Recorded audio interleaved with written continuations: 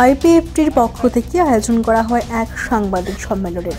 এই সম্মেলনে উপস্থিত ছিলেন ভাইস প্রেসিডেন্ট প্রদীপ দেববর্মা, জিএস দেববর্মা এবং অ্যাসিস্ট্যান্ট জিএস বুদ্ধদেব সহ আরো অন্যান্যরা। আমাদের পলিটিক্যাল ডেভেলপমেন্ট অনেক হয়েছে, সেই ব্যাপারে একটা প্রেস ব্রিফিংয়ের প্রয়োজন হয়ে পড়েছে, যার জন্য আমরা একটা প্রেস ব্রিফিং তৈরি করেছি আপনাদের মাধ্যমে। সারা ত্রিপুরা রাজ্যে ছড়িয়ে ছিটিয়ে থাকা আমাদের হাজার হাজার যে সাপোর্টার, মেম্বার্স, ওয়ারিয়ার্স এবং অন্যান্য আপামর জনসাধারণ যারা বুদ্ধিজীবী রয়েছেন, তাদের সবাইকে অনবগত জানানোর জন্য আমরা প্রেস ব্রিফিং করছি। আমি বাংলায় এই প্রেস ব্রিফিংটা পড়ছি আপনাদের সামনে। প্রথমত, আগামী 1 জানুয়ারি 2025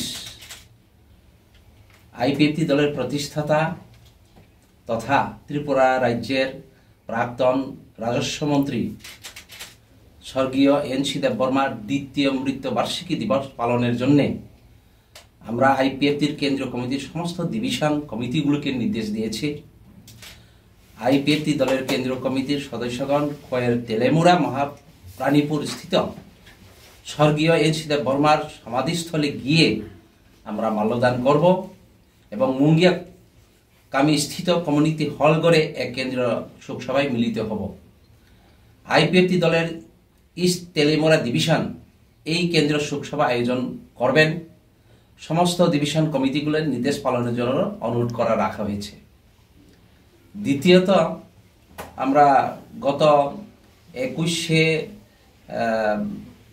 ডিসেম্বর 2024 গেল 21শে ডিসেম্বর 2024 এবং 22 তারিখ ডিসেম্বর 2024 আইপিএফটি পার্টির প্রতিনিধি দল নিজেদের দাবি সনদ নিয়ে আমাদের আলোচনার পরিপ্রেক্ষিতে ত্রিপুরার অবস্থানরত কেন্দ্রীয় সরকারের বিশেষ মন্ত্রী এবং এনডিএর নেতৃবৃন্দের সহিত মিলিত হই এবং নিজেদের দাবি সনদ নিয়ে আলোচনা করা হয়েছে। এই দুটি বিষয়ে প্রেস ও প্রিন্ট মিডিয়ার মাধ্যমে আমরা ত্রিপুরাবাসীকে জানাতে চাই, কর্মীদের অবগতির জন্য জানাতে চাই। এটাই মূলত আমাদের প্রেস কনফারেন্সের মূল বিষয়।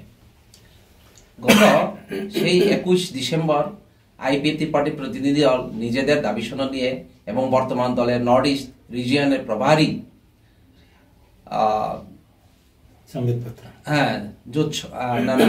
এবং বর্তমান আইপিএফটির বিজেপি জোট সরকার কাজকর্ম নিয়ে আলোচনার পরিপ্রেক্ষিতে এনডিএর বড় শরিক বিজেপি দলের নর্থ ইস্ট রিজিয়নের প্রভারী সম্বিত পাত্রাজির সহিত এবং 22 তারিখ ডিসেম্বর 2024 এনডিএর নর্থ ইস্ট রিজিয়ন দায়িত্বপ্রাপ্ত এনডিএ সংক্ষেপে নেদা এর চেয়ারম্যান তথা আসামের বর্তমান মুখ্যমন্ত্রী হিমন্ত বিশ্ব শর্মাজি তথা ভারত সরকারের স্বরাষ্ট্র মন্ত্রক অর্থাৎ হোম অ্যাফেয়ার্স নর্থ ইস্ট রিজিয়নের অ্যাডভাইজার এ.কে. মিশ্রজির সহিত পৃথকভাবে সৌজন্যমূলক সাক্ষাৎকারে মিলিত হই এবং ভারত সরকারের মাননীয় স্বরাষ্ট্রমন্ত্রী অমিত শাহজির সহিত আমাদের দলের মাননীয় মন্ত্রী শুক্লাচরণ নোয়াতিয়া মহোদয় সাক্ষাৎ করেন।